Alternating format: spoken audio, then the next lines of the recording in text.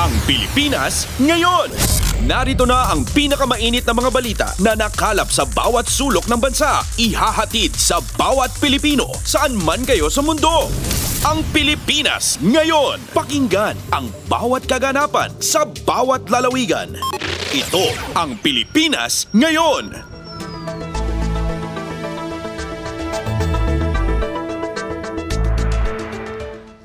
Magandang araw po sa ating mga tagapakinig. Welcome po ulit sa ating programang Ang Pilipinas Ngayon. Ito po ang inyong lingkod, Steph Vicente. Samahan niyo po ako sa kabuuan ng ating palatuntunan. Tulad ng dati, mapakikinggan po ang ulat ng ating mga kapatid na himpilan sa probinsya, ang ating mga segmentong balitang negosyo at kalakalan, balitang esports at balitang artista, maging ang ilan sa mga pangunahing balita mula dito sa ating bansa. Yan po sa kabuuan ng ating palatuntunan, ang Pilipinas ngayon. Mga kaganapan sa Kamaynilaan at mga kalapit na lalawigan dito sa Ang Pilipinas Ngayon.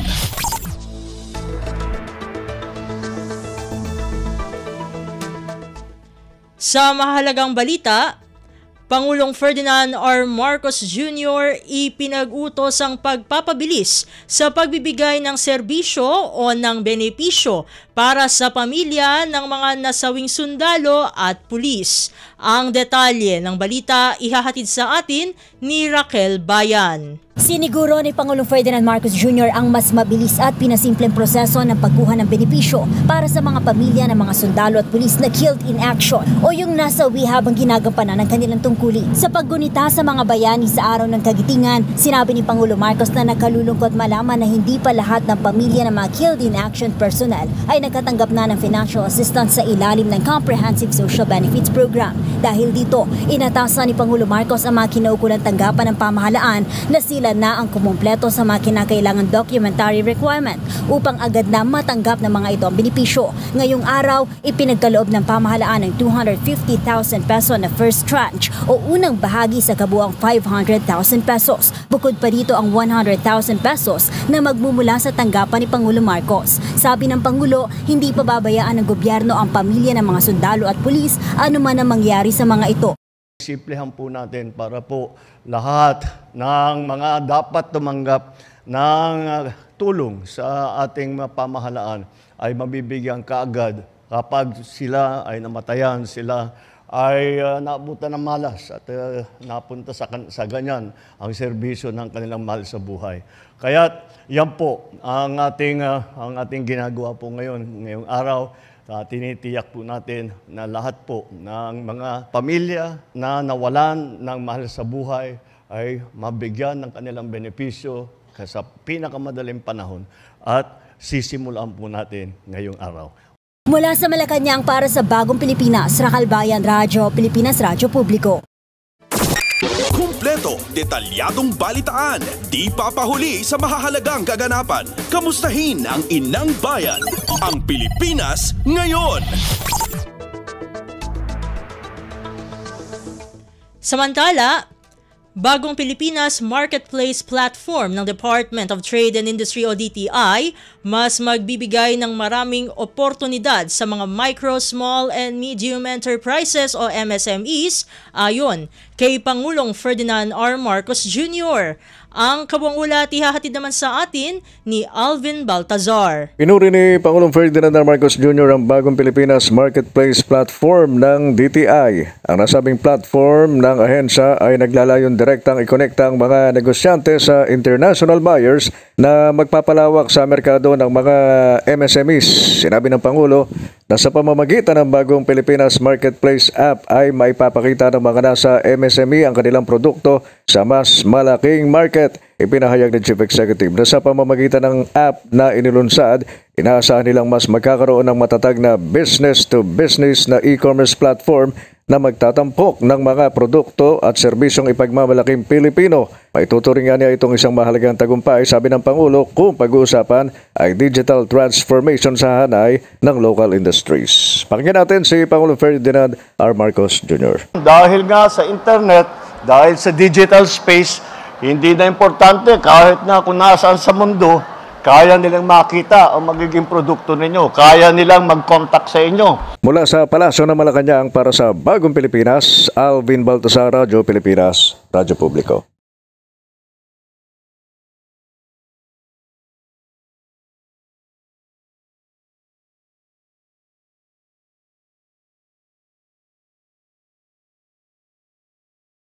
Ay iba pang mga ulat, Department of the Interior and Local Government o DILG ilulunsad ang isang infra-audit tool bilang paghanda sa The Big One.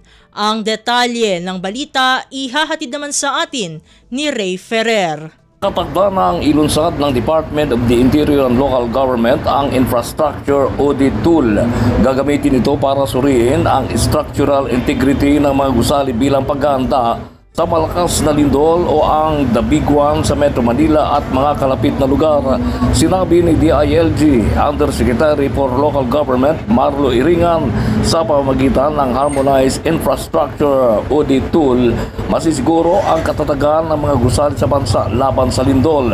Anya ang tool na tutulong sa mga LGU na matukoy ang mga priority structures na napapailalim sa infra audits ay pilot tested sa National Capital Region, Region 3 at Calabarzon. Sinabi ni Iringan na nakipagtulungan din ang departamento sa akademya upang kunin ang 4th year at 5th year engineering students para tumulong sa assessment ng mga infrastruktura. Ayon sa FIVOC, sa bigit kumulang 3,200 istruktura ang nasa kahabaan ng West Valley Fault, habang 12% hanggang 13% ng mga residential building ang inaasahang makakaranas ng matinding pinsala kapag nangyari ang The Big One. Mula sa Quezon City para sa Bagong Pilipinas, Ray Ferrer, Radyo Pilipinas, Radyo Publiko. Kumpleto, detalyadong balitaan, di papahuli sa mahahalagang kaganapan. Kamustahin ang inang bayan, ang Pilipinas ngayon.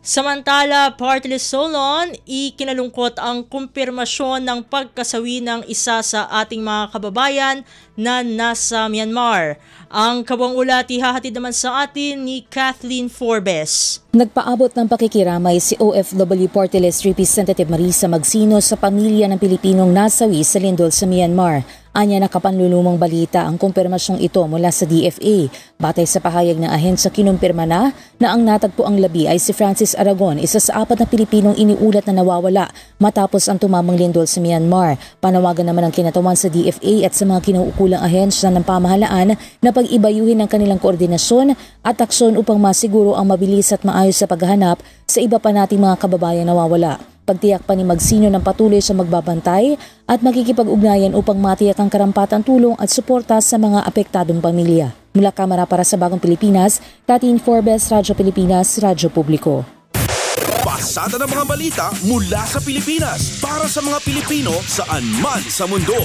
Ang Pilipinas ngayon.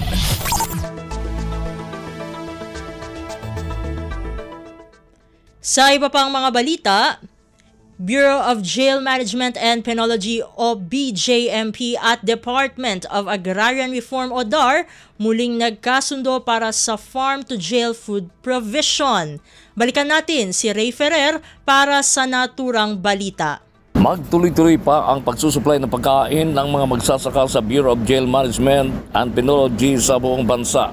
Formal ng direnyo ng BJMP at ng Department of Agrarian Reform ang kanilang pagtutulungan sa ilalim ng Partnership Against Hunger and Poverty Program. Ang kasunduang ito ay magpapatuloy sa loob ng 6 na taon. Pagsusupply ng mga produktong agrikultural ang mga magsasaka sa BJMP facilities para sa mga persons deprived of liberty. Noong 2024, ayon kay BJMP Chief Roel Rivera, mahigit sa 30 milyong pisong agri-products ang kanilang nabili sa farmer organizations. Anya mahigit 357 jail facilities sa buong bansa ang may existing marketing agreements sa local agrarian reform beneficiaries. Ang panibagong partnership ng BJMP at DAR ay magbibigay daan para suportahan ang mga magsasaka habang tinutugunan ang mga pangailangan ng pagkain ng mga jail facility. Mula sa Quezon City, para sa Bagong Pilipinas, Ray Ferrer, Radyo Pilipinas, Radyo Publiko. Kumpleto, detalyadong balitaan, di papahuli sa mahahalagang kaganapan. Kamustahin ang inang bayan, ang Pilipinas ngayon.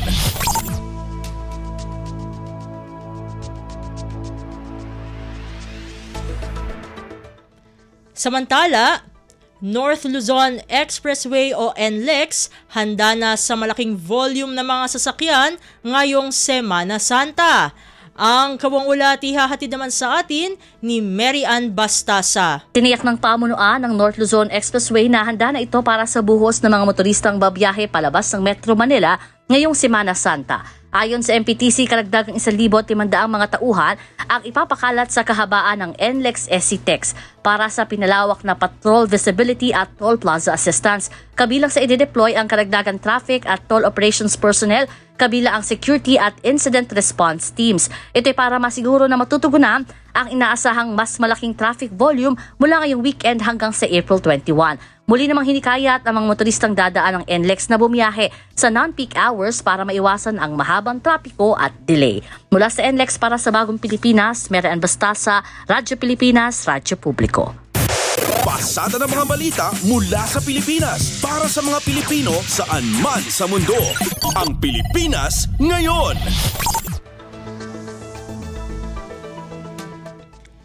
Sa kaugnay na balita, Land Transportation Franchising and Regulatory Board o LTFRB nagbigay na ng 1,000 special permit sa bus operators para sa Semana Santa. Ang detalye ng balita ihahatid sa atin ni Ray Ferrer. Mahigit 1,000 units ng bus ang binigyan na ng special permits ng Land Transportation Franchising and Regulatory Board para sa panahon ng Semana Santa. Sinabi ni LTFRB Chairperson Teopilo Guades III na may kabuuang 1,018 special permit ang naibigay Abril 8. Ang mga unit ng bus ay karagdagan sa mga provincial bus sa panahon ng peak travel period. Ang special permit ay may visa mula Abril 11 hanggang 27 na sumasaklaw sa Semana Santa at mga araw pagkatapos nito. Sinimula na rin ng ahensya ang random inspections sa mga public utility vehicles at transport terminals, pati na ang pagsuri sa validity ng mga dokumento ng operator kabilang ang mga permit, pera, matrix, vehicle markings at safety accessories. Susubaybayan din ng LTFRB ang mga pribadong terminal simula Abril 11 para matiyak na mayroong help desk at sapat na tauhan na tutulong sa mga pasahero. Binalaan din ni Guades ang publiko laban sa paggamit ng mga hindi rehistradong sasakyan na panganib sa kaligtasan. Mula sa Quezon City para sa Bagong Pilipinas, Ray Ferrer, Radyo Pilipinas, Radyo Publiko. Kumpleto, detalyadong balitaan, di papahuli sa mahahalagang kaganapan. Kamustahin ang inang bayan, ang Pilipinas ngayon.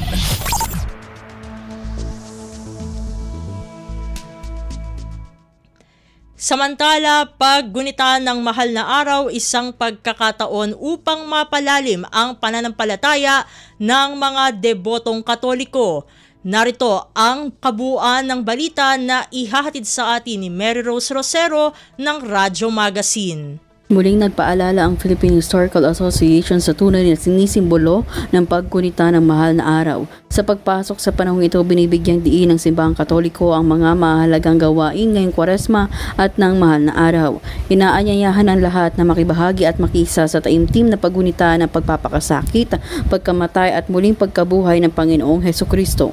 Narito ang pahayag ni Mr. Danilo Lumabas, isang history teacher sa Felipe Calderon National High School at miyembro ng Philippine Historical Association. Oportunidad para sa ating lahat ng mga Kristiyano na makapagnilay, magpag-reflect sa ating kung yung kalagayang espiritual natin, kumusta yung pakikipag-ugnayan natin sa Diyos, kung nararamdaman ba nating medyo kumakalas na tayo sa pakikipag-ugnayan sa Kanya. At ito yung magandang panahon para tayo ay makapag-reconnect uli sa ating Panginoon at makapagbalik loob uli sa Kanya. At ito din yung tamang panahon para makapagbalik loob, kumbaga, kung tayo nga ba ay nagiging wayward reward na rin sa ating mga ginagawa natin sa buhay.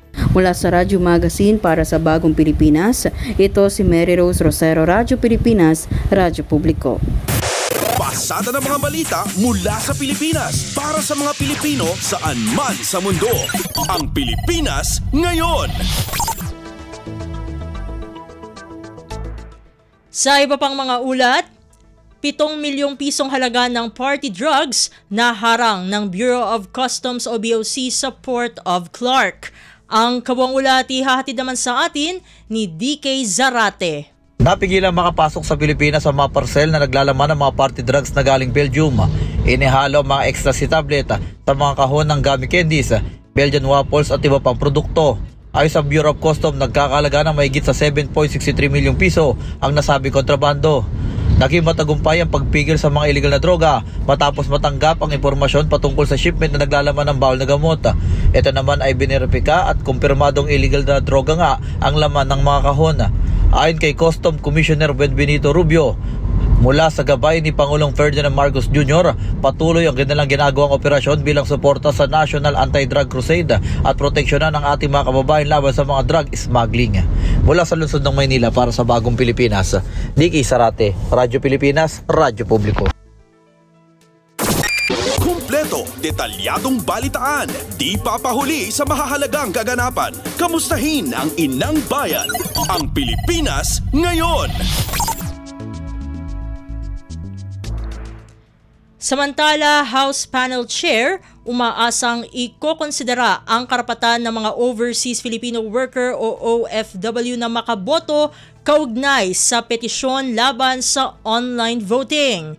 Balikan natin si Kathleen Forbes para sa naturang balita. Binigyan diin ni House Committee on Overseas Workers Affairs Chair Jude Asidre ang malaking ginhawa para sa mga Pilipinong botante na nasa ibang bansa ng online o internet voting. Anya sa pamamagitan nito ay mas mapapadali ang kanilang pagboto bilang pagpapahayag ng kanilang boses. Tugon ito na mababata sa isinamiting petition for prohibition and mandamus with injunctive relief sa Korte Suprema para ipatigil ang online voting. Argumento ng petitioners, wala pang batas para sa implementasyon ng online voting at automated vote counting. Pero giit ni Asidre, isa sanang napaka-epektibong paraan para masigurado ang political participation ng ating mga OFW ang paggamit ng online voting. Kaya sana ay makonsidera ng petitioners at ng korte ang karapatan ng mga OFW sa ibang bansa na makaboto. Mula Kamara para sa Bagong Pilipinas, Kathleen Forbes, Radyo Pilipinas, Radyo Publiko. Pasada ng mga balita mula sa Pilipinas para sa mga Pilipino saan man sa mundo. Ang Pilipinas Ngayon.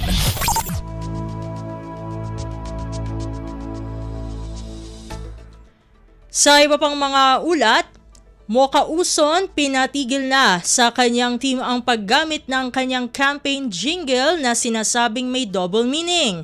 Ang detalye ng balita ihahatid sa atin ni DK Zarate. Ipinagutos na ni Mocha Uson sa kanyang team ang agarang pagpapatanggal o pagpapatigil sa paggamit ng kanyang political campaign na may kantang double meaning. Ito ang tugon ni Mocha Uson matapos siyang mapuna ng COMELEC sa kanyang jingle na may sexual na tema. Sa ipinadalang liham ni Uson sa COMELEC, sinabi nito na kinikilala niya ang pananatili ng respeto at akbang edad na pananalita sa pangangampanya. Sinisiguro na aniya na i-review nila ang lahat ng kanilang content na akma sa disente na inaasahan ng publiko. Ito si DK Zarate mula sa Commission on Election para sa Hatol ng Bayan 2025.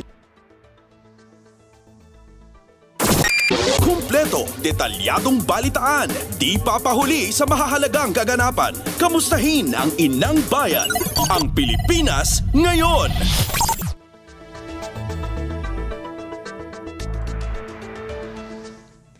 Sa iba pang mga balita, Civil Service Commission o CSC ipinagbabawal sa mga opisyal at empleyado ng gobyerno ang pag-like at pag-share ng mga political post.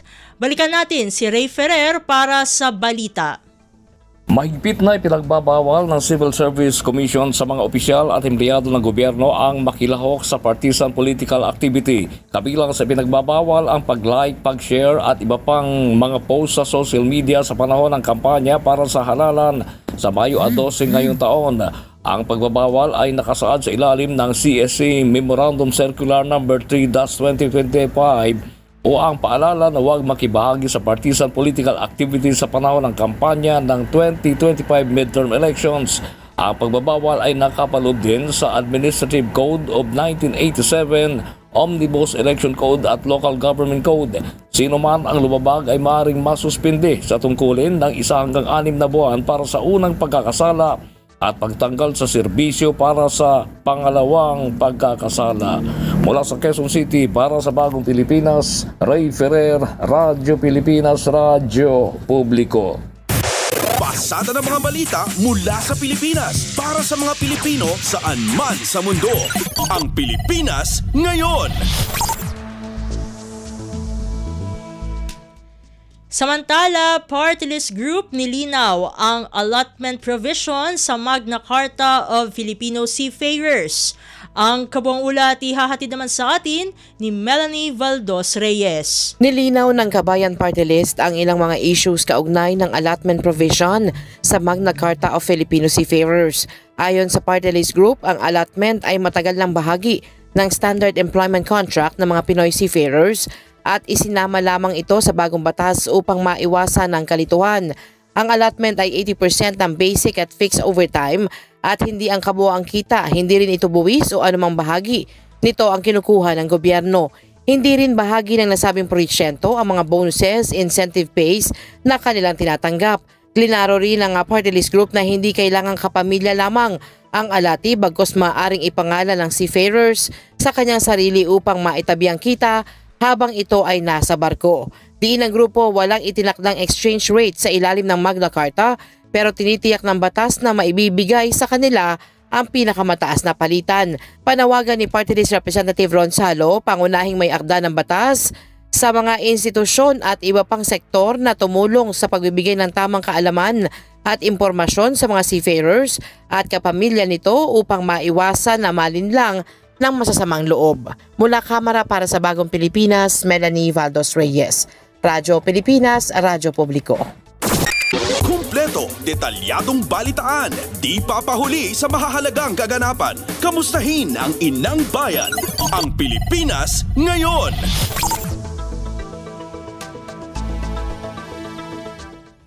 Sa balitang Senado, Senador Sherwin Gatchalian hinikayat ang Department of Agriculture o DA na palawakin pa ang Kadiwa stores sa buong bansa. Ang detalye ng balita ihahatid naman sa atin ni Nympha Asuncion. Hinimok ni Senador Sherwin Gatchalian ang Department of Agriculture o DA na ipagpatuloy ang pagtatatag ng mas maraming Kadiwa stores sa buong Pilipinas. Ang pahayag na ito ng Senador ay kasunod ng partnership ng DA at ng Philippine Postal Corporation para sa pag-roll out ng 60 Kadiwa stores sa nasa 800 post offices hanggang 2028.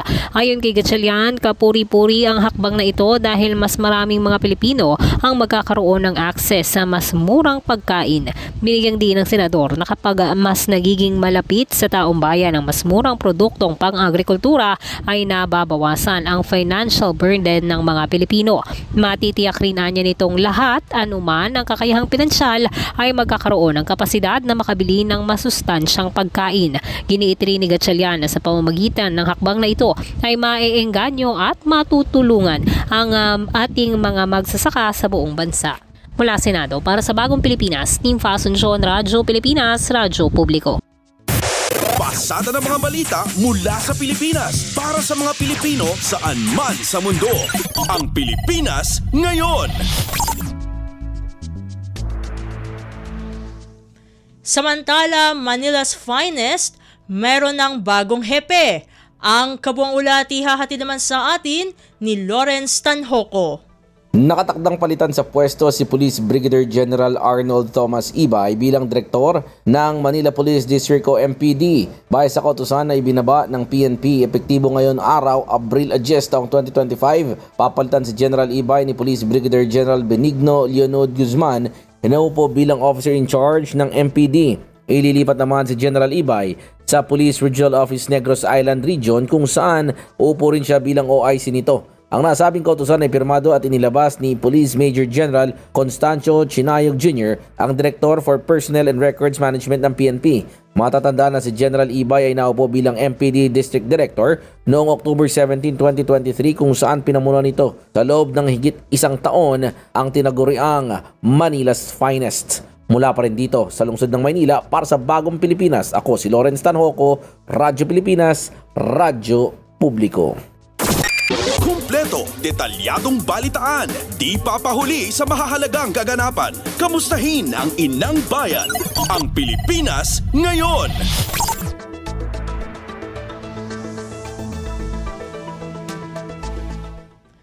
At iyan ang mga maiinit na kaganapan para sa araw na ito. Samantala, ating antabayanan ang mga ulat mula sa ating mga kapatid na himpilan sa probinsya para sa ating regional news sa pagbabalik ng Ang Pilipinas Ngayon makalipas ang ilang paalala.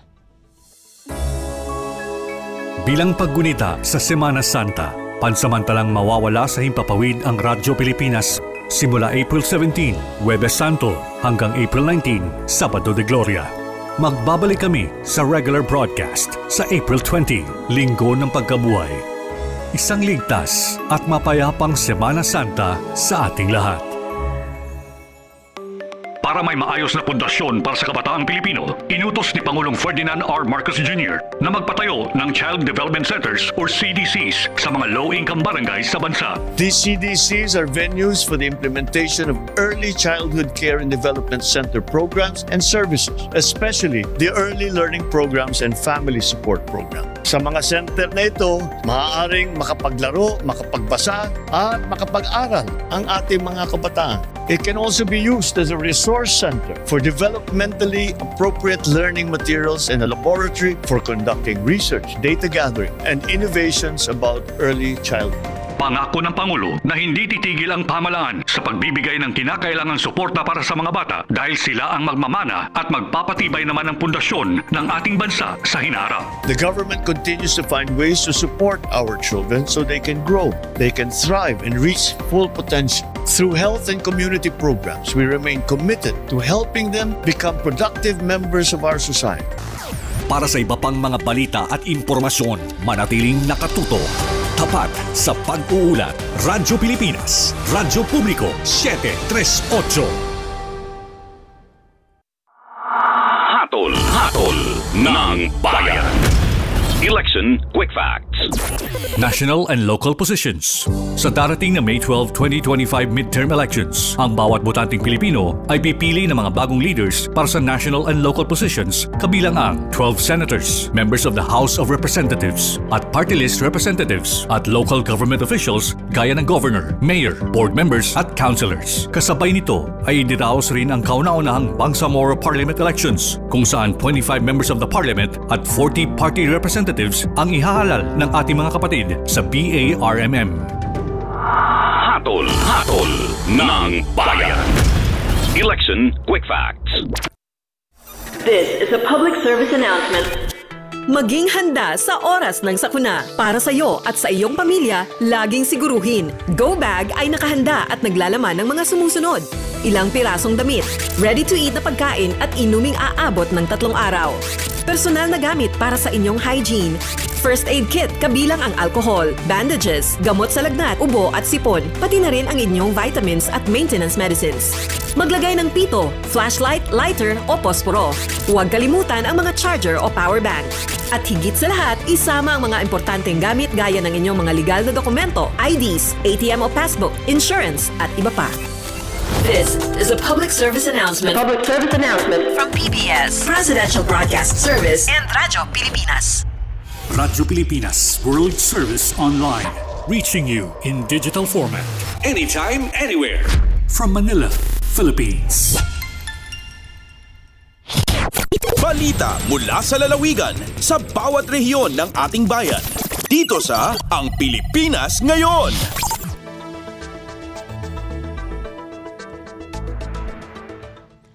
Nagbabalik na po ang ating programang Ang Pilipinas Ngayon. Narito na ang bugso ng ating mga regional news. Dumako muna tayo sa rehiyon ng Luzon. Siyam na Gawad Saka 2025 nominees nang galing sa lalawigan ng La Union. Ang kabuang ulat ihahatid sa atin ni Jude Pitpitan mula sa Lawag. Inlawlawag ni Gawad Saka Coordinator Lloyd Pakursa iti usapang agrikultura agapo iti oras iti panagsubmitir kadagiti nominees ti kang runa na makagapo no apay nga arig na binagi ti probinsya ti La Union dagiti nominees para iti nasao nga pamadayaw. Imunan ti datoy in parang ni Pakursa dagiti 12 ang nominees manipod Region 1 para iti nailya na pamadayaw nano sa dinno siyam kadagitoy kat manipod iti La Union, 2 iti Pangasinan kan maysa iti Ilocos Sur. Rumrumpor nga uray no one pay tinominasyon agit kitan kadagiti mabalin ang makwalipikar ang manalon dagiti probinsya keno adan ti makita da potensyal iyaramidan da daytoyen iti dokumento. Mabalin kunana akara ito atawan, mabalin kunana akara ito atawan La Union ti kaaduan ti naidocument na. Rason nga isuda ti kaaduan. No pay kastain kari dagiti LGUs iti opisina na bumawi da into no umay atawan. Ti Gawad Saka ket tinawan a programa ti DA ano sa dinno. Padayawan ti ahensya dagiti outstanding amanalon adakkel ti nagbalin a kontribusyon na iti nasao a sektor. Manipod dito syudad ti Lawag, Jude Pitpitan para iti Radyo Pilipinas World Service. Balita mula sa lalawigan sa bawat rehiyon ng ating bayan. Dito sa Ang Pilipinas Ngayon.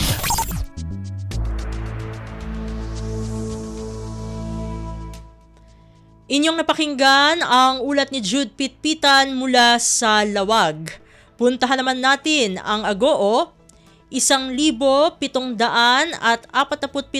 miyembro ng 4P sa La Union na irehistro na para sa National ID. Narito si Glenda Sarak para sa balita.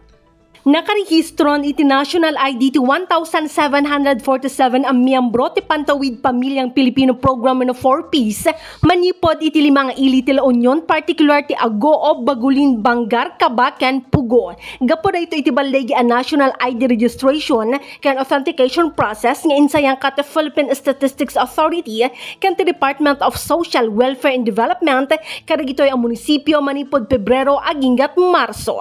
Sigon iti PSA na proseso kabayatan ti aktibidad ti National ID step to registration ken authentication ti National ID card, paper-based National ID ken ti digital National ID para kadagiti miyembro ti 4Ps. Tinulungan pa iti team ti PSA ken DSWD dagiti benepisyaryo ang makaala iti paper-based National ID ken digital ID. Pasat daytoy ti panagkalikagom ti PSA ken DSWD ang merehistro iti National ID dagiti miyembro ti 4Ps iti sidong ti Bagong Pilipinas ti Marcos Administration. Manipod Agoo, La Union, Glenda Bakungan Sarak para iti Radyo Pilipinas World Service. Balita mula sa lalawigan sa bawat rehiyon ng ating bayan.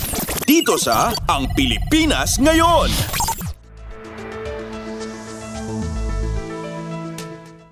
Inyong napakinggan ang ulat ni Glenda Sarak mula sa Agoo. Dakuin naman natin ang rehiyon ng Kabisayaan.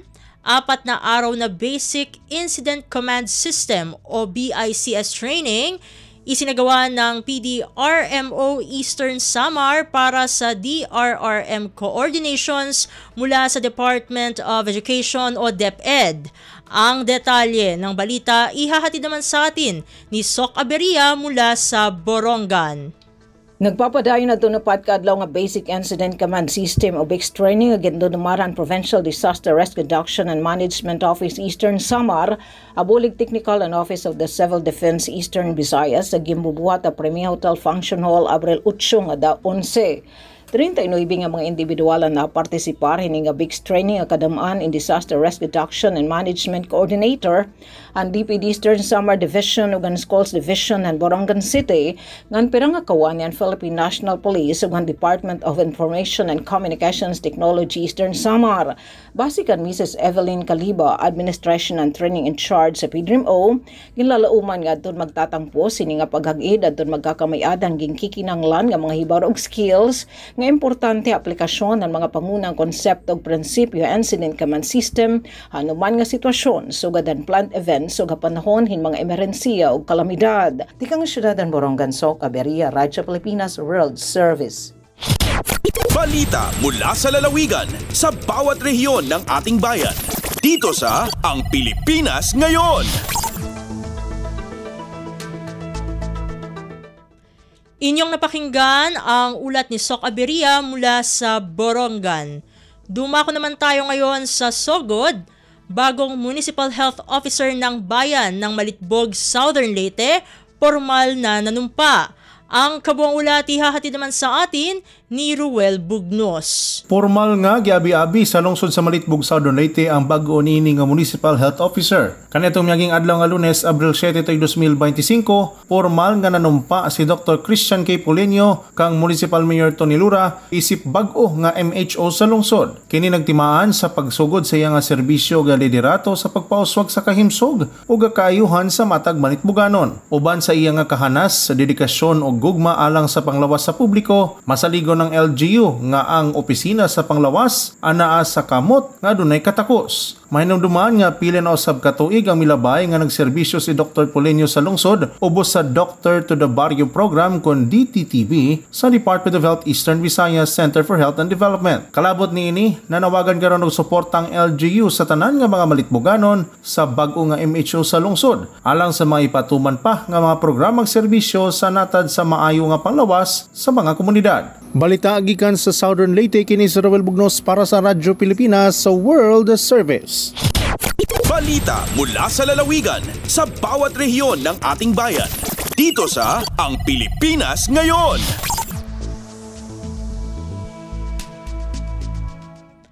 Inyong napakinggan ang ulat ni Ruel Bugnos mula sa Sogod. Dakuin naman natin ang rehiyon ng Mindanao. Bayani Updates News Platform inilunsad ng 4th Infantry Diamond Division. Ang detalye ng balita ihahatid sa atin ni Ryan Carbon mula sa Cagayan de Oro. Ang 4th Infantry Diamond Division sa Philippine Army pinaagi sa Division Public Affairs Office, opisyal nga naglusad sa Port ID News. Bayani Updates ang flagship news and information platform sa Port ID. Ang seremonyas nga gipasiugdahan ni Major General Michel Anayron Jr., ang Commanding General sa 4th Infantry Division, gisugdan pinaagi sa ribbon cutting sa Division Public Affairs Office nga opisyal nga nag-inaugurar sa 4th ID News Bayani Updates. Gisundan kini sa pagpasalida sa pilot episode sa programa nga nagtakda sa tono alang sa usa ka dinamikong plataporma nga gipahinungod sa paghatod sa timely, insakto ug mahinungdanon nga mga impormasyon nga adunay kalambigitan sa mga operasyon sa Port ID ug mga kalihukan sa komunidad ug mga kalampusan niini. Ang maong kalihukan naglakip usab sa usa ka media meet and greet nga gitambungan sa mga 25 ka mga media personalities gikan sa nagkalain-laing lokal ug regional outlets. Kini nga sesyon nagsilbi nga agianan alang sa bukas nga dialogo. Tali sa prensa ug mga opisyal sa Port ID, lakip si Lieutenant Colonel Jeline Palyar, hepe sa Division Public Affairs Office, ug Major Joe Patrick A. Martinez, ang Port ID spokesperson. Gikan sa Cagayan de Oro, Ryan Carbon para sa Radyo Pilipinas World Service. Balita mula sa lalawigan sa bawat rehiyon ng ating bayan. Dito sa Ang Pilipinas Ngayon.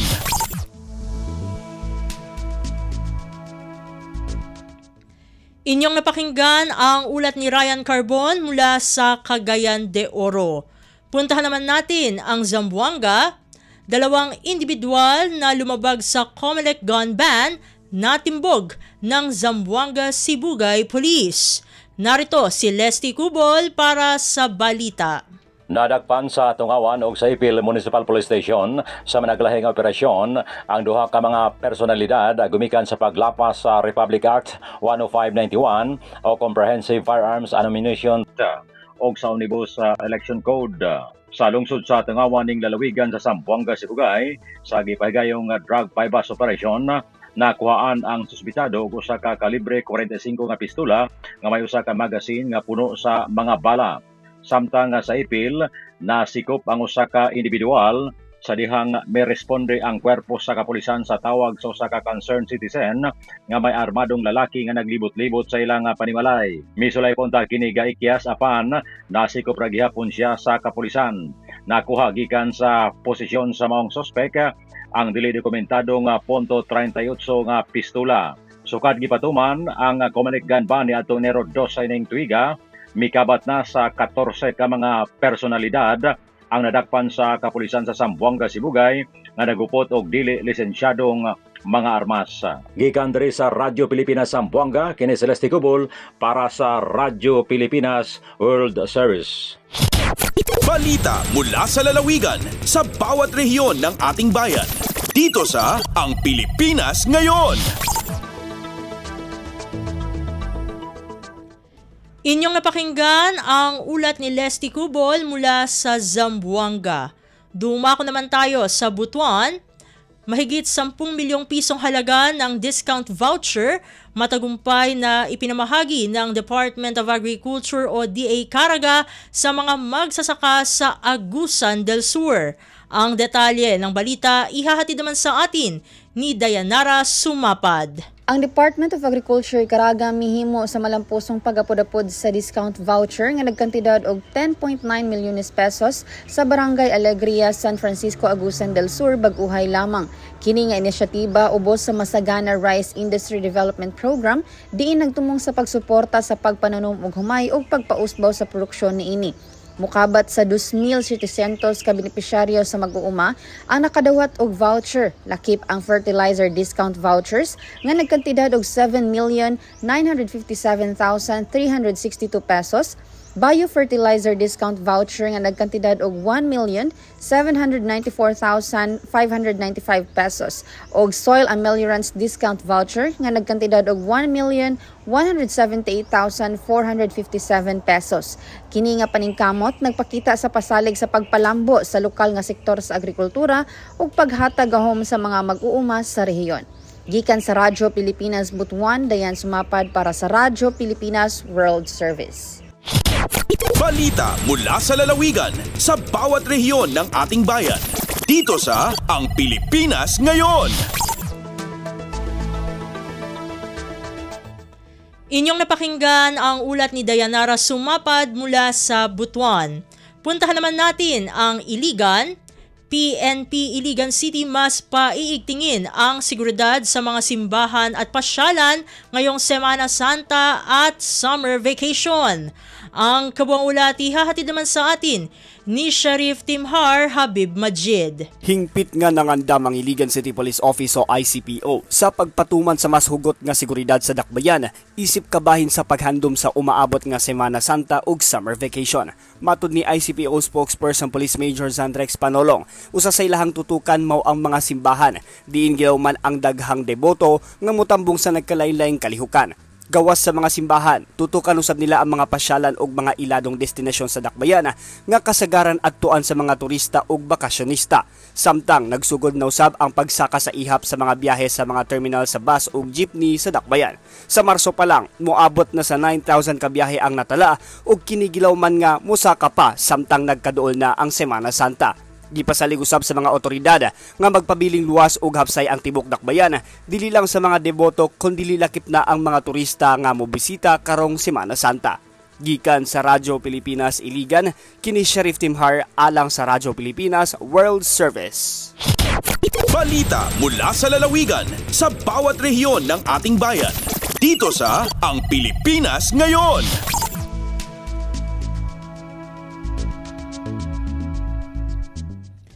Inyong napakinggan ang ulat ni Sheriff Timhar Habib Majid mula sa Iligan. Dito na nagtatapos ang ating regional news. Dadako na tayo sa ating mga segmento. Sa pagbabalik ng Ang Pilipinas Ngayon, mapapakinggan na natin ang segmentong Balitang Negosyo at Kalakalan na ihahatid sa atin ng ating kasamang si Bea Gaza de Guzman makalipas ang ilang paalala. Time to celebrate kulturang Pinoy, tradisyon, musika, sining, literatura at iba pa. Anything and everything fun and Filipino. Ito ang Pinoy Kultura. One of the fondest memories I have as a kid is riding the jeepney. It made me feel like a king.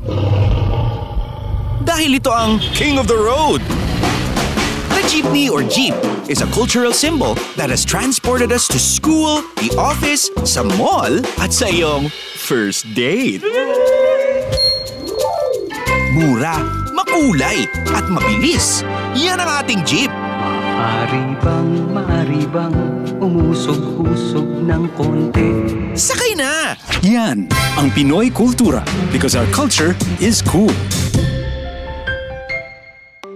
Para may maayos na pundasyon para sa kabataang Pilipino, inutos ni Pangulong Ferdinand R. Marcos Jr. na magpatayo ng Child Development Centers or CDCs sa mga low-income barangays sa bansa. These CDCs are venues for the implementation of early childhood care and development center programs and services, especially the early learning programs and family support program. Sa mga center na ito, maaaring makapaglaro, makapagbasa, at makapag-aral ang ating mga kabataan. It can also be used as a resource center for developmentally appropriate learning materials and a laboratory for conducting research, data gathering, and innovations about early childhood.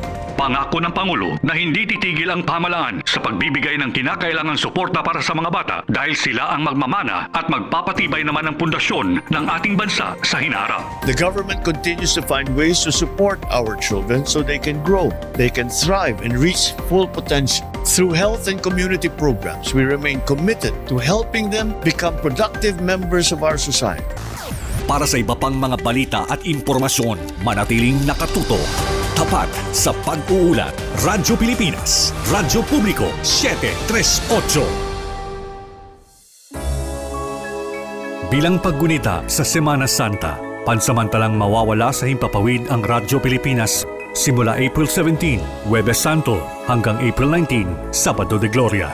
Magbabalik kami sa regular broadcast sa April 20, Linggo ng Pagkabuhay. Isang ligtas at mapayapang Semana Santa sa ating lahat. This is a public service announcement. Isang paalala mula sa National Telecommunications Commission, National Capital Region o NTC-NCR. Ang kanilang Oplan Contra Text Scams. Oplan Contra Text Scams. Binabalaan ng publiko na sakaling kayo ay makatanggap ng kakaibang text messages sa mga di kilalang numero o di kaya ay mga text messages na may kahina-hinalang mga link. Huwag pansinin, huwag pindutin, huwag i-click ang link. Huwag i-click ang link. Ipagbigay alam agad sa NTC website ntc.gov.ph o kaya'y sumulat sa kanilang email na contratextcam@gmail.com. Sa mga panahong ito, huwag padaya, maging wais na madla. Makibahagi sa Oplan Contra Text Scam. This is a public service announcement. Public service announcement from PBS, Presidential Broadcast Service, and Radyo Pilipinas. Saan man, anumang oras, konektado ka sa Radyo Pilipinas World Service Online. Online digital na serbisyo para sa Pinoy sa bagong Pilipinas. Radyo Pilipinas World Service Online. Lagay ng ekonomiya, kalakalan, negosyo at iba pa. Atin ang alamin dito sa Ang Pilipinas Ngayon. Magandang araw, narito naman po ang ating balitang negosyo at kalakalan. Pinanatili ng Asian Development Bank o ADB ang pagtataya nito para sa 2025 Gross Domestic Product o GDP ng Pilipinas na nasa 6% habang ibinaba naman ang pagtataya sa inflation. Sa Asian Development Outlook o ADO April 2025 na natili ang GDP forecast sa December 2024 report, mas mataas pa rin ang target na ito kumpara sa 5.6% paglago na naitala noong 2024. Ngunit ibinaba ang growth outlook para sa 2026 na naging 6.1% mula sa 6.2%. Sinabi ni ADB Country Director for the Philippines, Pavit Ramachandran, na nananatiling maganda ang potensyal ng Pilipinas sa rehiyon ng Timog Silangang Asya dahil sa malakas na private consumption at matatag na pamumuhunan partikular sa infrastruktura. Umaasa ang ADB na hahatakin ng mas bumuting datos sa employment ang ekonomiya ng bansa, bunsod na rin ng 2.6 na milyong bagong trabaho na naidagdag sa merkado sa pagitan ng Enero 2024 at Enero 2025. Magdudulot din ayon sa ADB ng mas mataas na domestic consumption ang mas mataas na kita ng mga sambahayan dahil sa taas sahod sa ilang rehiyon, remittance inflows mula sa mga OFWs at election-related spending para sa midterm election sa Mayo. Nakikita rin ng ADB na susuporta sa pagpapalawig ng ekonomiya ang government spending dahil inaasahang tataas ang public expenditure sa 7% ngayong taon.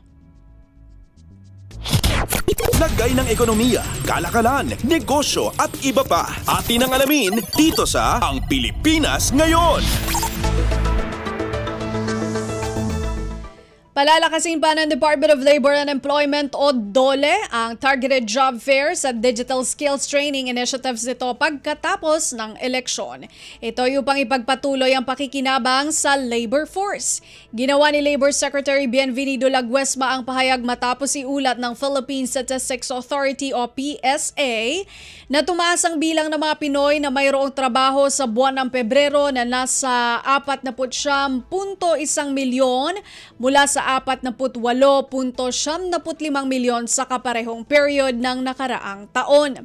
Iniulat din ng PSA na bumaba ang bilang ng underemployed o iyong mga manggagawang naghahanap ng karagdagang work hours o oportunidad sa bilang na 4.76 na milyon nitong Pebrero mula sa 6.8 milyon year on year. Samantala, tumaas ang bilang ng unemployed sa 1.74 na milyon sa buwan ng Pebrero mula sa 1.80 milyon sa kaparehong period ng taong 2024. Paliwanag ni Laguesma, ang masidhing layunin ng ahensya na mapanatili ang pag-unlad ng labor force ng bansa ay upang makapagbigay trabaho sa mga graduate ng Department of Social Welfare and Development o DSWD, Pantawid Pamilyang Pilipino Program o 4Ps Program.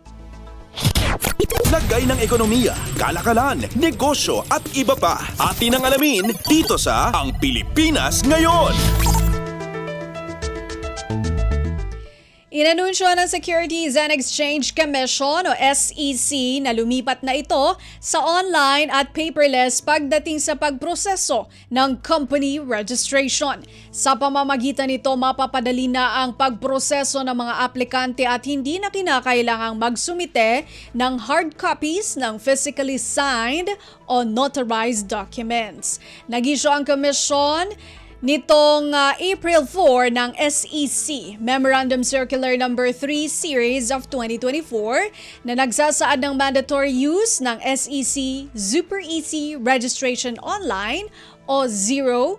Dalawang portal ang nakalaan para sa pagpaparehistro ng mga korporasyon. Ang Electronic Simplified Processing of Application for Registration of Company o eSpark at one-day submission and e-registration of companies o OneSec. Ang SEC Zero ay isang application sa ilalim ng eSpark na nagtatanggal ng pisikal na lagda at notaryo at pagsusumite ng hard copies bilang rekisito sa pagpaparehistro ng mga dokumento.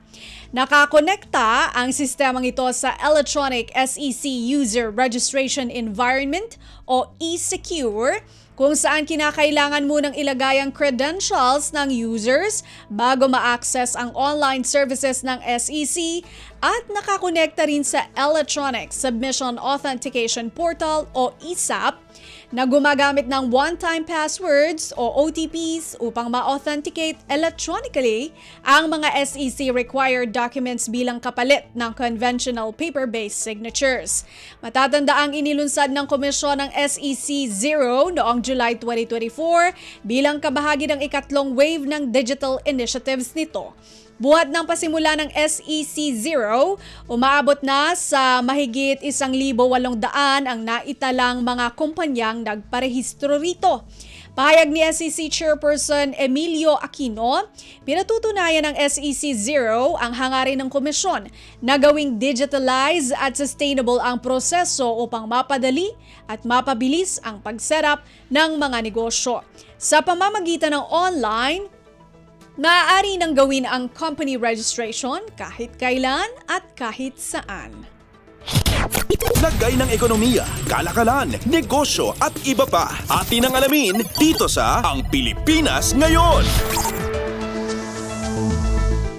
Pangwakas sa ating balitang negosyo at kalakalan, nananawagan ang leading telecommunications group sa pamahalaan na magtatag ito ng validated database para sa verifikasyon ng pagkakakilanlan ng individual sa halip na sundin ang mungkahing in-person appearance para sa SIM o Subscriber Identity Module Registration. Batid na ito nakaraang buwan, pinalutang ng National Telecommunications Commission o NTC ang mungkahing kinakailangang personal na pumunta ang individual na magrerehistro ng SIM upang masawata ang tax scams.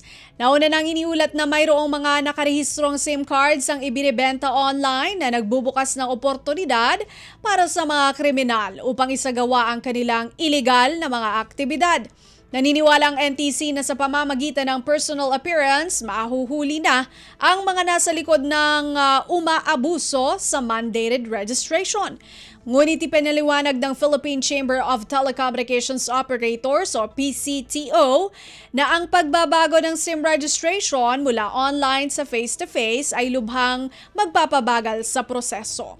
Ani PCTO Vice President Roy Ibay, magiging hamon sa mga telcos ang mungkahin ng NTC, partikular sa pag-setup ng pasilidad. Ayon sa NTC, matagumpay nang nakapag-block ang mga telcos ng bansa ng mahigit 3 bilyong scam messages at nakapag-deactivate ng mahigit 3 milyong SIMs noong nakaraang taon. Lagay ng ekonomiya, kalakalan, negosyo at iba pa. Atin ang alamin dito sa Ang Pilipinas Ngayon. At iyan ang kabuuan ng ating balitang negosyo at kalakalan. Ito si Bea Gaza de Guzman para sa Radyo Pilipinas World Service. Pakinggan ang balitang pampalakasan, hatid ni Leo Magpayo sa pagbabalik ng Ang Pilipinas Ngayon makalipas ang ilang paalala. Lagay ng ekonomiya, kalakalan, negosyo at iba pa. Atin ang alamin dito sa Ang Pilipinas Ngayon. Ang bawat Pilipino ay kwento ng pag-asa at kasama si Pangulong Ferdinand Marcos Jr., ang pinapangarap na bahay ay maisa sa katuparan na. Ang hanarin ninyong magkaroon ng maayos at sariling tahanan para sa inyo at sa inyong mga pamilya ay magiging abot kamay at abot kaya na rin. Ang layunin ng pambansang babae ay gustong-gusto ng Pangulo na magkaroon ng bahay ang bawat Pilipino. In our case, in SBMA, magtayo na tayo ng socialized housing para sa empleyado. Kaya ang layunin ng Presidente na magkaroon ng bahay ang bawat Pilipino ay isang napakagandang hangarin niya para sa mga kababayan niya. Ang hangarin ng pamilyang Pilipino ay makakamit. Sa pamahalaang Marcos, ang bagong Pilipinas nakikita na sa nagbabagong Pilipinas. Patuloy ang trabaho, patuloy ang pagbabago.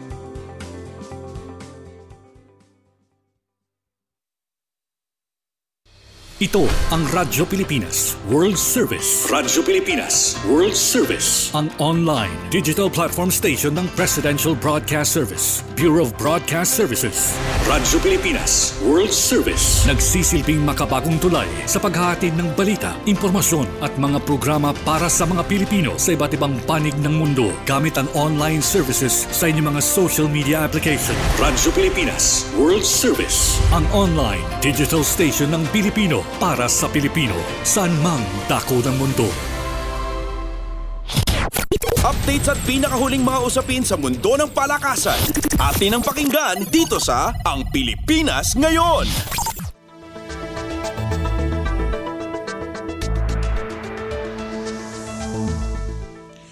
At nagbabalik po ang ating programang Ang Pilipinas Ngayon. Narito naman po ang Sports Balita.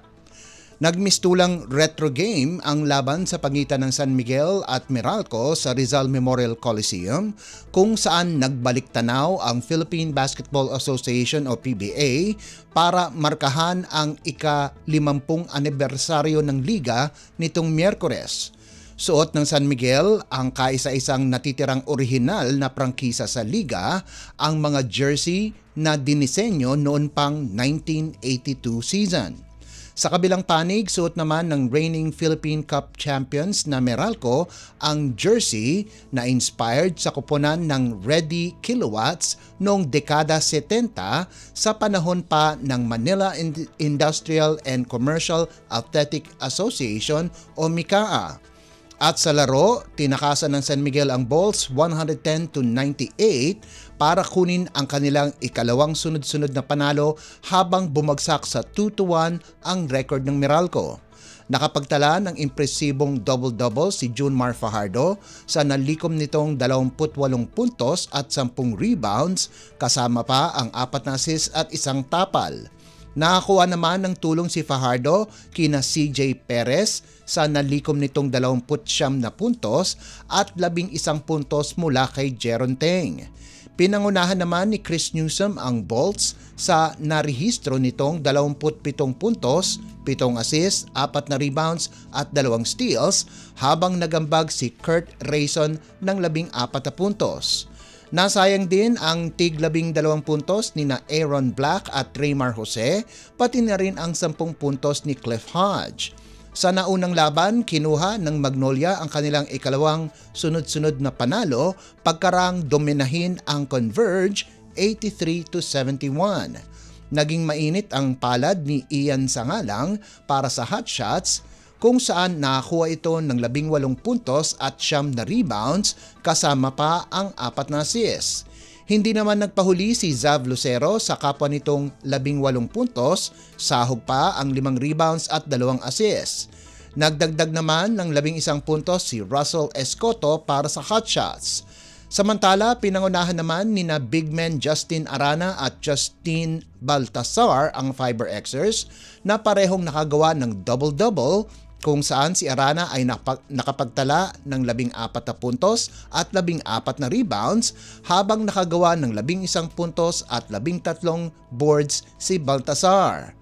Nakagawa din ng 14 na puntos si Shawnee Winston kasama pa ang 5 boards, 3 assists, 2 steals habang sina Kevin Racal at Alex Stockton ay kapwa nagdagdag ng tig-11 puntos bawat isa. Bumagsak naman sa 1-2 ang record ng Converge sa team standings.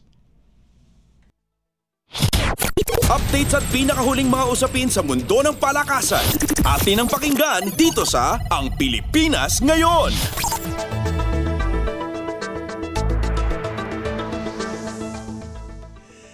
Tuluyan ng pinatalsik ng Far Eastern University ang Ateneo de Manila University sa Final Four pagkaraan kunin ang 25-23, 22-25, 25-22 at 25-13 panalo sa UAAP Season 87 Women's Volleyball Tournament nitong Miyerkules na ginanap sa PhilSports Arena.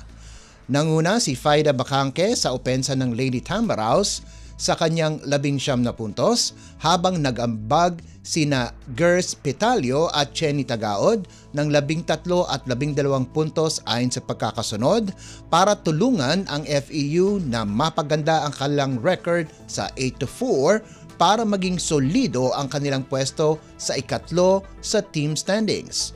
Samantala, nakagawa naman ng 17 puntos si AC Minor habang nagdagdag si Jihan Chuatico ng 13 puntos para sa Blue Eagles na nadulas sa 4-8 record. Sa naunang laban, bumalik sa pagkapanalo ang National University kung saan tinalo nito ang University of the East 25-8, 25-22 at 25-12. Pinangunahan ni Belia Bilen ang Lady Bulldogs sa nalikom nitong 16 na puntos kung saan napaganda nila ang kanilang record sa 10-2. Sina Casey Cepada, Nessa Bangayan at Riza Nogales ay kapwa nakapagtala ng 6 na puntos bawat isa, subalit hindi pa rin nakakuha ng panalo ang UE sa loob ng 12 laro. Updates at pinakahuling mga usapin sa mundo ng palakasan. Atin ang pakinggan dito sa Ang Pilipinas Ngayon.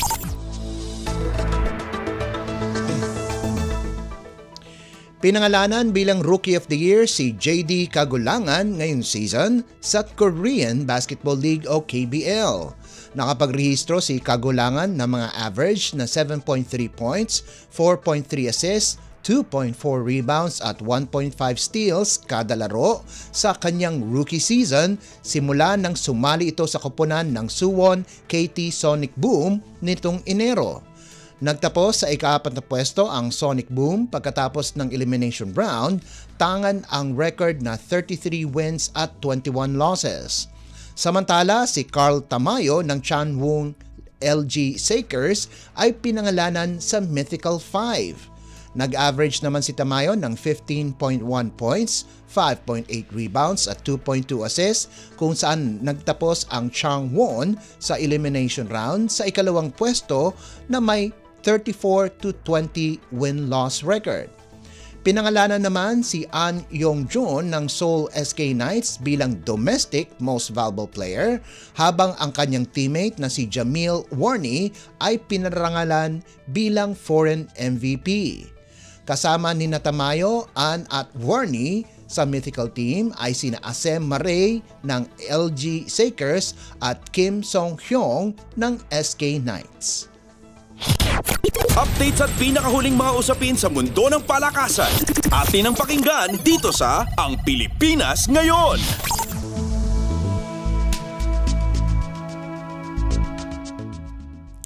Siniguro ni Gillian Quines na maganda ang kanyang pagbabalik sa De La Salle College of St. Benilde, La Salle, Green Hills, kung saan tinanggalan nila ng corona ang Colegio de San Juan de Letran 78-77 para umabante sa NCAA Season 100 Juniors Basketball Finals. Naipasok ng senior guard ang game-winning layup, may 6.5 segundo na lamang ang nalalabi sa fourth period kung saan binura ng Greenies ang twice-to-beat advantage ng Squires. Nakapagrehistro si Quines na sinuspende nung Game 1 ng game high 28 puntos, kasama pa ang 5 rebounds, 3 assists, 6 na steals at 1 block para akayin ang Greenies pabalik sa finals pagkalipas ng 2 taon. Kakalabanin ng Greenies ang top-seeded University of Perpetual Help System Delta sa championship round. Malaki naman ang tulong na ibinigay ni Gian Gomez na nagtapos na may 15 puntos, 2 rebounds, 4 na assists at 3 steals habang nagambag si Arlie Podador ng 14 na markers, 4 na boards, 2 steals at 1 assist. Updates at pinakahuling mga usapin sa mundo ng palakasan. Atin ang pakinggan dito sa Ang Pilipinas Ngayon.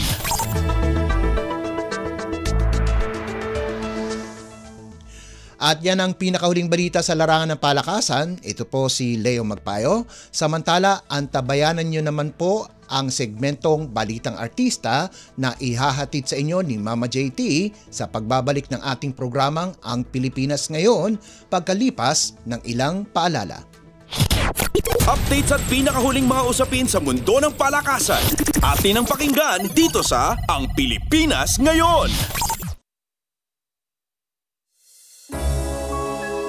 Bilang paggunita sa Semana Santa, pansamantalang mawawala sa himpapawid ang Radyo Pilipinas simula April 17, Huwebes Santo hanggang April 19, Sabado de Gloria.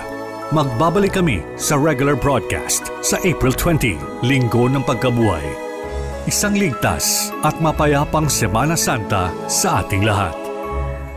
Saan man, anumang oras, konektado ka sa Radyo Pilipinas World Service Online. Online digital na serbisyo para sa Pinoy sa bagong Pilipinas. Radyo Pilipinas World Service Online.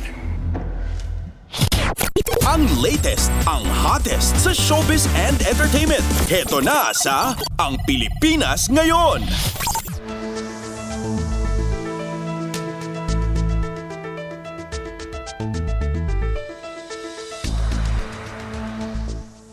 Muling nagbabalik ang Pilipinas ngayon at halo magandang araw sa ating mga chismoso at chismosang nag-aabang ng mga trending na balita sa mundo ng showbiz. Ito na ang ratsyada ng ating mga chika.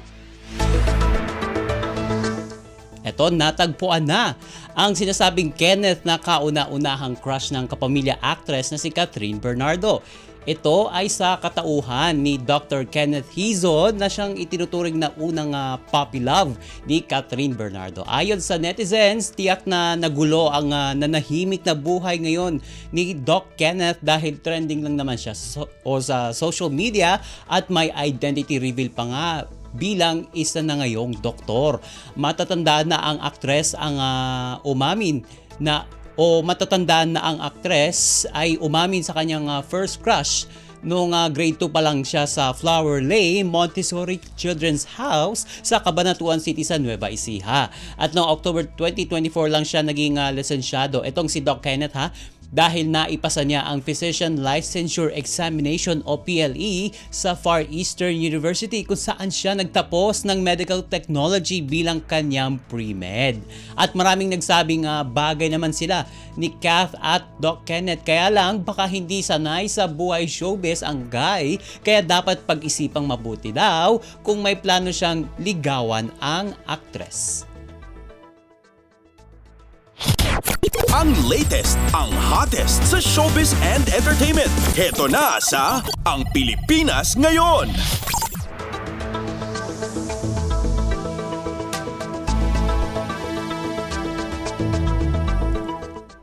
Sa iba pa nating chika, for today, absent ang aktres na si Karina Bautista sa nakaraang ABS-CBN Ball 2025 dahil sa isang napakagandang katwiran. O sa mga hindi nakakaalam, ang sagot kasi ng ilang celebrities ang mga isusuot nilang damit sa naturang event unless sponsored ito ng mga designer.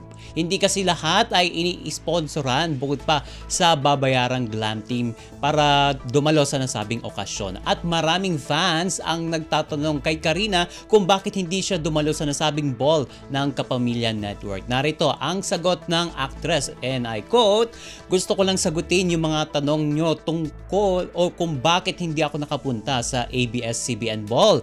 Tinimbang ko rin kasi kilala nyo naman ako, love kong rumampa at umaura. And every year, we have been serving looks on every carpet. Plus, exposure tsaka networking na rin, di ba? Kaso financially, napaka-expensive niya, ha? Ang simulang pahayag ni Karina at hinabol pa niya, and right now, ang dami ko kasing pinapagawa. Pinapaayos sa lupa, dito sa business, sa kwarto ko dahil ginagawa kong pang-podcast soon. So, bagong bili ng ilaw and everything. And of course, yung glam team. That doesn't come cheap, ha? Kasi biruin mo naman, ang ganda ko every time, pasabog. So, syempre, kailangan ko rin palitan yon ng monetary value, di ba? Kaya, nagdesisyon na ako as your independent girly at hindi rin naman tayo anak ni Henry C. Kaya mag-pass muna para makatipid.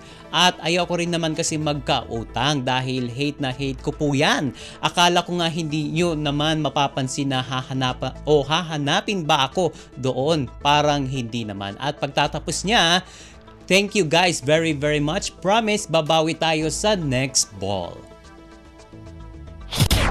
Ang latest, ang hottest sa showbiz and entertainment. Heto na sa Ang Pilipinas Ngayon.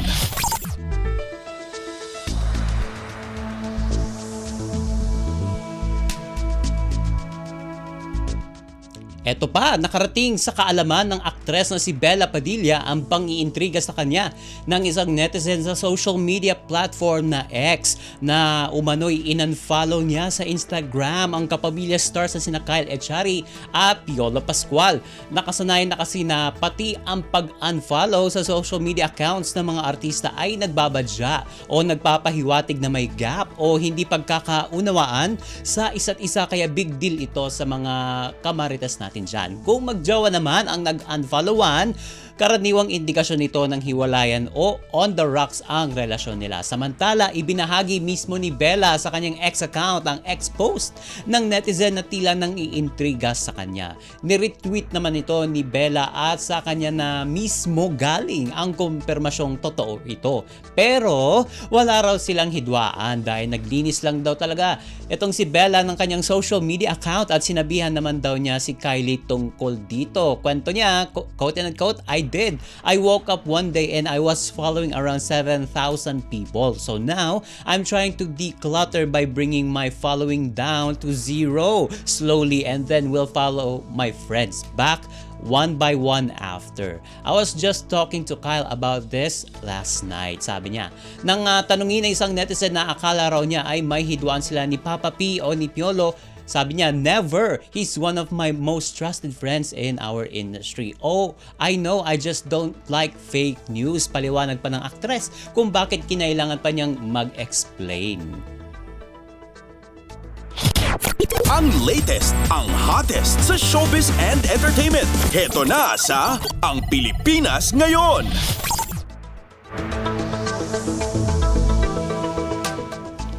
At sa uli nating chika for today, bumalik na sa ere ang longest running drama anthology sa telebisyon. Ang Maalaala Mo Kaya o MMK matapos ang 2 taong pagkawala nito. Bunga na rin ang pagkawala ng prangkisa ng ABS-CBN noong 2020. Formal lang ibinahagi ng aktres at dating ABS-CBN President at CEO na si Charo Santos Concho ang muling pagbabalik ng programang minahal ng mga manonood sa Himpapawid.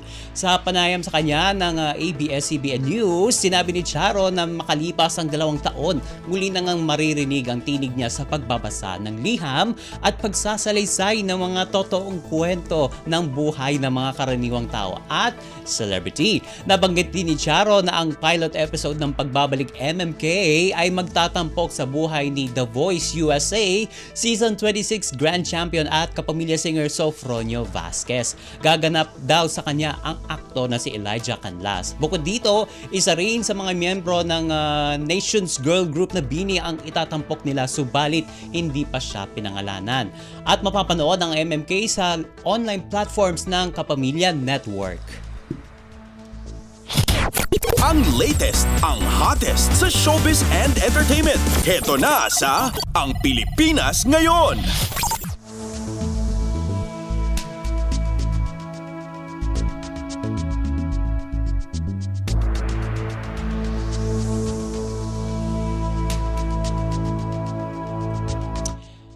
OMG, wala na tayong sapat na oras para sa ating balitang artista. Maraming salamat mga kachismis sa pakikinig sa aking mga chika for today. Ako po si Mama JT para sa Radyo Pilipinas World Service at nagbabalik na ang host ng Ang Pilipinas Ngayon, si Steph Vicente. Ang latest, ang hottest sa showbiz and entertainment. Heto na sa Ang Pilipinas Ngayon.